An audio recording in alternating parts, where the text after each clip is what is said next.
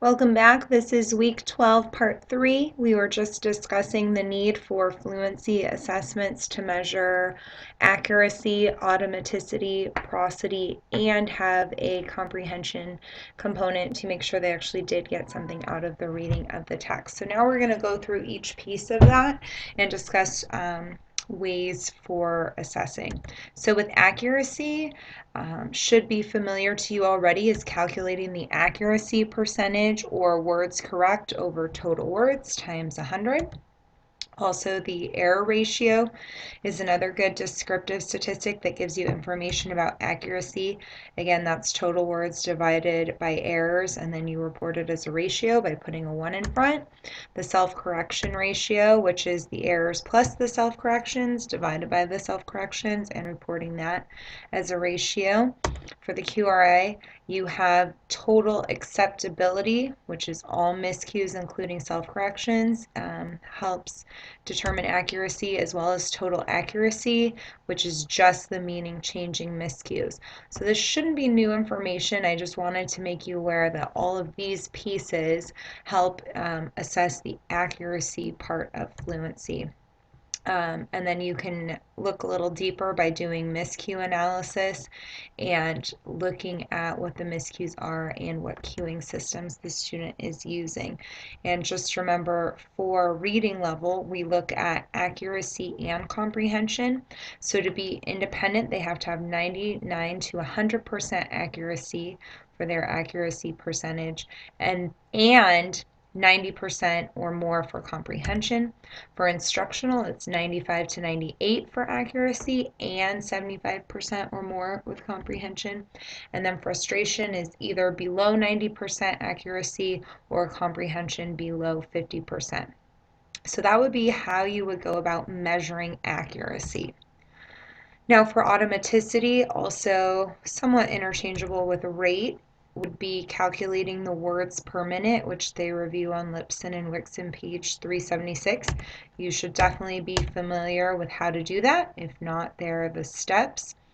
Additionally, you can calculate the words correct per minute, which would be doing the same calculation but using the words correctly read instead of all of the words. And in order to find the words correct, you do total words minus the errors. That will give you words correct.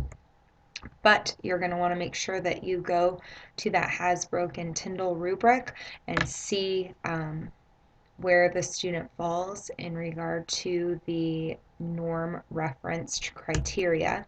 So here is that. I also put it back up on Titanium in this week's block.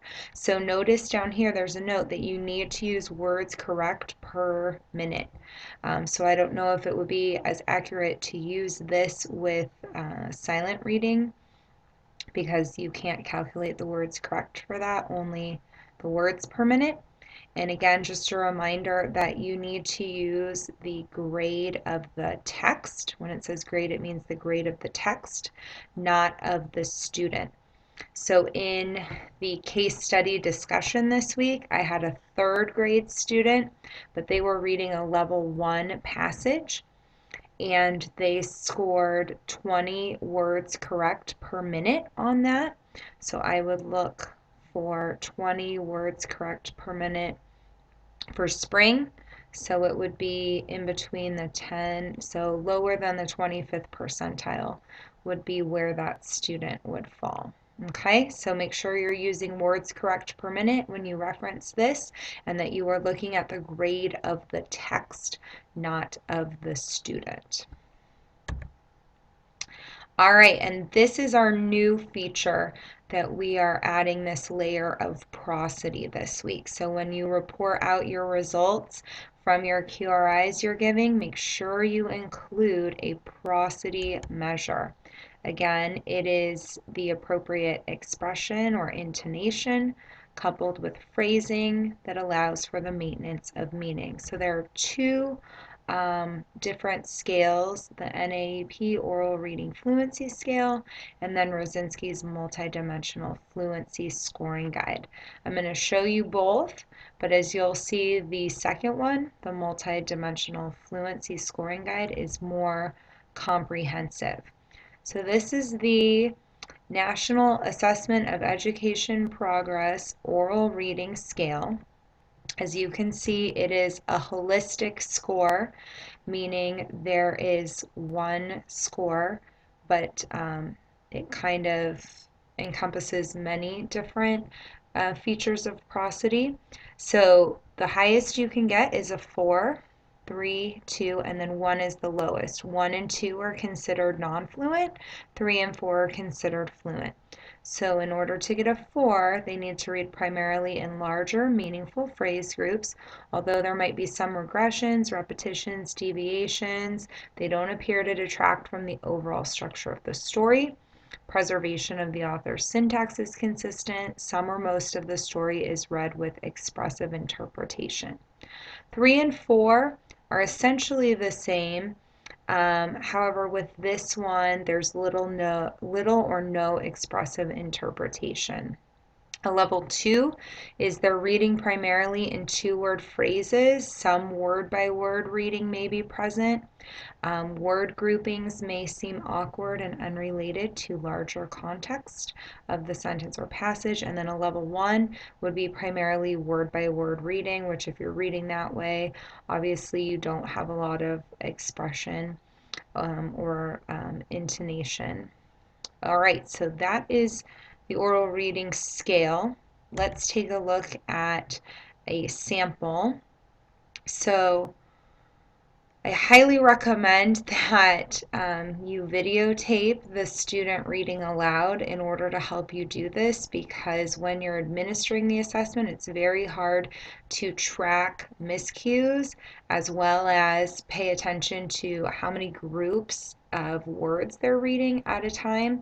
So it might be helpful to take the text and then go back after listening to the student read it again and put slashes in where the student paused, so you can very easily see, all right, there's 4 words, there's 3 words, there's 5 words, 5 again, and 4.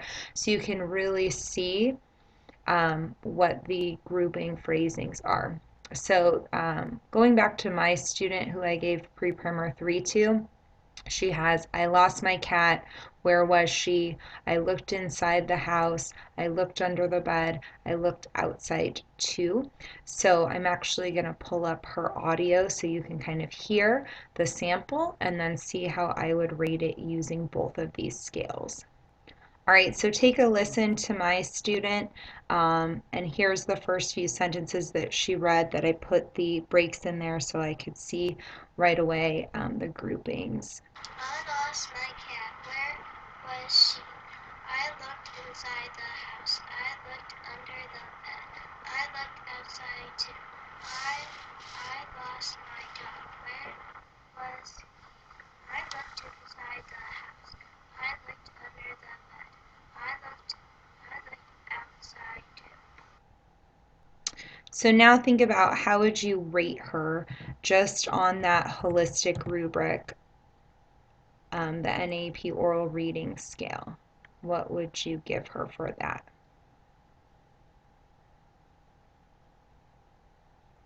So while you're thinking about that, I'm going to let you know what I thought. I did notice that she has 3 to 5 word phrases. However, there's little to no expressive interpretation. So I gave her a score of 3. She is fluent, so she does fall in this fluent category, but really doesn't have that expressive interpretation. So that would be how I would score her on that scale. The other scale I want to talk about is Rosinski's multidimensional fluency rubric. So you can see that this is an analytical scoring rubric. It breaks it down into subcategories. So we have expression and volume, phrasing, smoothness, and pace. And within each of these categories, the student can get a 1, 2, 3, or 4. I kind of wish that they would tease apart expression and volume because they're not one and the same. For instance, my student had pretty good volume but didn't really have the expression, so I actually teased apart that. So take a look at this and read it over and consider how you would score the audio sample that I just showed you for my students reading.